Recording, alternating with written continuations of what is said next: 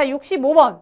요거 조금 몰랐을 수도 있는데 요거 알아두시고 정리해 두세요. 근데 저는 이게 솔직히 얘기해서 좀 이슈가 있을 것 같아요. 왜냐면 보시면 품목 분류 요율이라는 거는 특별 물품에 대해서 할증 운임을 부과하거나 할인 운임을 부과하는 거예요. 그때 할인 요금 적용 대상 품목으로 옳지 않은 것. 굉장히 어려웠을 텐데 일단 할인 요금은 서적, 카탈로그, 정기 간행물은 당연한 거고 신문, 잡지도 포함됩니다. 근데 이게 어느 책에는 점자책, 제가 좀 찾아봤는데 점자책도 요 할인 요금에 적용된다고 하고 어떤 건 안 된다고 나와 있어요. 그래서 저는 그냥 요거는 버리시고 할인 품목에는 서적, 카탈로그, 정기 간행물, 신문, 잡지로 알아두시고 할증 품목도 있겠죠.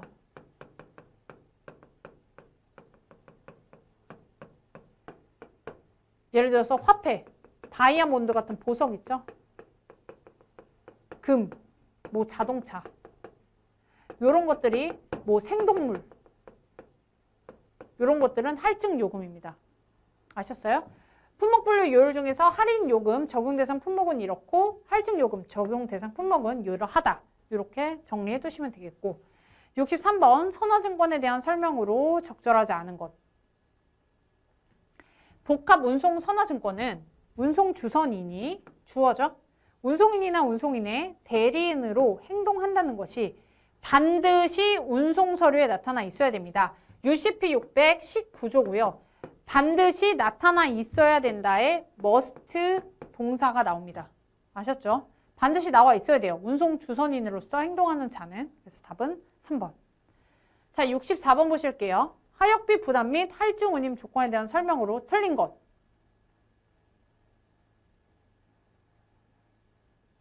(3번) 보시면 벌킥하고 썰찰지 지금 세 번째 나와요. 그죠? 용적 할증료는 벌크 화물에 대하여 할증되는 운입니다. 아마 요게 똑같아서 지금 그런 것 같아요. 아니 요거 Y는 빼고 벌크.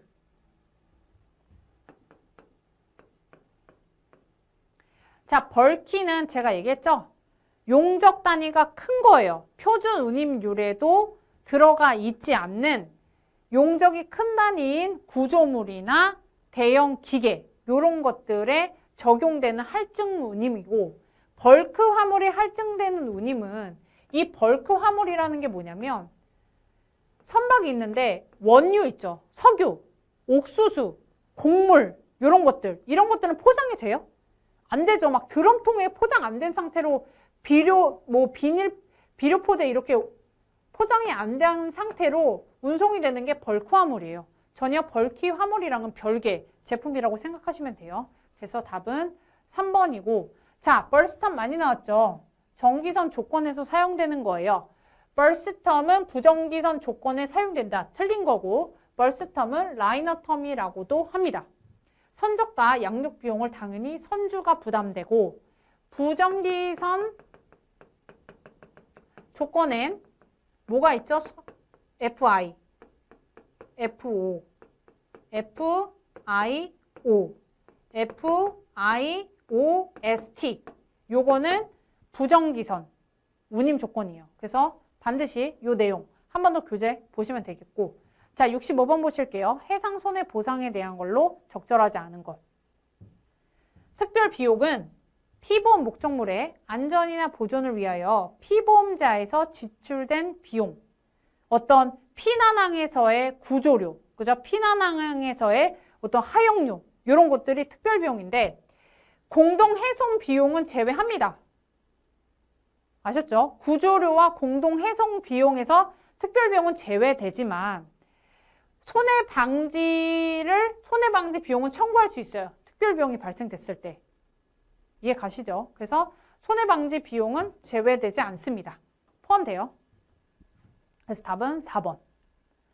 자, 66번 보실게요. 미국의 신해운법상 특별히 인정되는 복합운송인. 자, 요 미국의 신해운법상 특별히 인정되는 복합운송인 하면 MVOCC형 복합운송인이다. 무선박 운송인이라고도 해요. 포워딩이라고도 해요, 사실은. 일반적인 우리가 알고 있는 지금 포워딩. 모든 물류나 운송을 책임져 주는 거죠. 화주에게는 운송인의 역할을 하고요. 운송인에게는 화주의 역할을 합니다. 이걸 바로 무선박 운송인이라고 해요. 한마디로 선박 예약부터 선적부터 선복 예약, 서류 작성까지 다 해주는 거예요. 대리에서. 그걸 바로 MVO CC형 복합 운송인이라고 합니다. 그래서 화주의 역할을, 운송인에게는 화주의 역할을, 화주에게는 운송인의 역할을 해주는 운송인은 하면 요 MVO CC형 복합 운송인, 무선박 운송인으로 체크하시면 돼요. 67번 보실게요. 분쟁 해결 조항상 사용할 수 없는 것. 저 같으면은 1번하고 4번 중에 하나를 먼저 생각을 하실 것 같아요. 왜냐면 두 개는 뭐예요? 제3자가 개입하죠. 얘는 뭐예요? 당사자 간 분쟁 해결 수단이죠. 화해. 얘는 뭐예요? 소송이잖아. 그러면은 두 개는 비슷한 내용인데 1번하고 4번만 틀리니까 아, 요게 1번하고 4번 중에 답이 있겠다라고 생각하시면 돼요. 자, dispute resolution에서 분쟁 해결 조항이고요. 당사자는 어떻게 돼요? 선의의 협상 물품에 대해서 선의 협상 계약을 체결하는 거예요.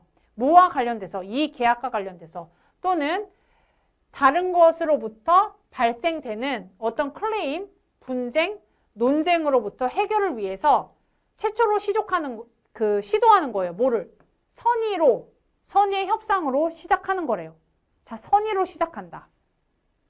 그러면 당연히 뭐를 사용할 수 없어요? 소송이죠. 소송은 이 단어를 사용할 수가 없죠. 자, 만약에 당사자가 unable to 할 수 없으면 settle, 해결할 수 없어요. 어떤 문제를 뭐뭐 사이에 그들 사이에 합의할 수, 해결할 수 없으면 이 문제는 thereafter, 그 후에 뭐로 해결 가능하다? 대체적인 분쟁 해결 방식으로 가능합니다. 당사자 간의 분쟁 해결을 먼저 시도해보고 당사자 간 분쟁 해결이 안 됐을 때는 그 후에는 대체적인 분쟁 해결 수단인 당연히 소송으로 해결할 수밖에 없겠죠. 그래서 답은 4번. 자, 68번 보실게요.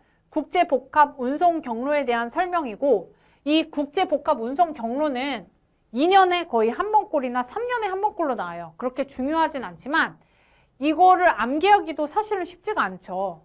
그랬을 때 중요한 건 ALB, MLB, MB라고 해서 미니, 마이크로, 아메리칸 랜드 브릿지 이런 식으로 해서 요 세 개는 꼭 정리를 좀 해두시고요.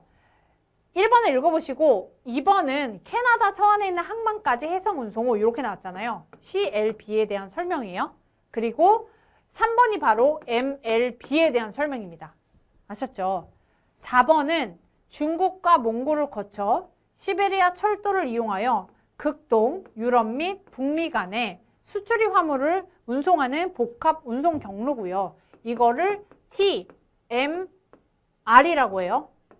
몽골 횡단 철도. 이렇게 불러요. 그래서 이거 보시면 되고 정리해주세요. 아셨죠? 자, 69번 보실게요. 해상손해 형태 중 성격이 다른 하나예요. 자, 충돌손해 배상 책임은 협회, 선박기관, 보험 약관에서 다루고 있어요. 선박끼리 충돌했을 때 보상해 주는 약관이죠. 내용이죠. 충돌손해 배상 책임은 협회, 선박기관, 보험 약관에서 다루고 있고요.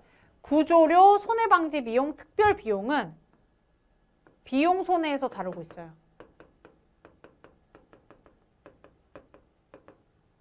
아셨죠? 이렇게 정리해 주시면 되고. 자, 70번 보실게요. 중재 대도에 관한 설명으로 옳지 않은 것. 중재 너무 중요하죠. 진짜 매 회차마다 나와요. 자, 4번 보실게요. 중재 신문에는 증인을 출석시킬 수 있으며, 맞아요. 중재는 증인을 출석시켜서 중재 신문을 할 수 있어요. 하지만 출석을 강제할 수 없고요. 출석시킬 수 있지만 강제할 수 없고 선서, 우리나라 중재법 상에는 증인을 선서를 시키지 않습니다. 아셨죠? 선서를 시킬 수 있다가 아니고 선서는 시킬 수 없습니다. 자, 출석은 시킬 수 있지만 강제는 아니고 대신 선서는 증인은 와도 출석을 해도 선서는 하지 않습니다. 아셨죠? 답은 4번이고 나머지 읽어보세요. 자, 71번. ADR이란 건 알선 조정 중재를 얘기해요. 71번. 제3자죠. 제3자가 개입되지만 제3자는 당사자로 하여금 일치된 해결안에 도달하도록 도와준다. 요거 알선이죠. 제3자가 조정이었으면 조정인으로 나왔을 거예요. 3번이고 ADR은 알선 조정 중재다. 화해는 제3자가 개입된다, 안 된다? 안 된다. 당사자 간 해결이에요. 구제주. 당사자 간. 자, 72번. 조건부 청약 중 성격이 다른 것. 자, 요거 세 개는 정리해두세요. 예약 불능 청약, 통지 없이 가격 변동 조건부 청약, 시황 변동 조건부 청약. 요거 다 청약 당시에는 농산물이나 다 이런 거예요. 청약 당시에는 가격을 결정할 수가 없어서 일정 기간 후에 가격을 결정하는 조건부 청약을 1번, 2번, 3번이라고 해요. 승인부 조건부 청약은 점검 매매 조건부 청약이라고도 해요.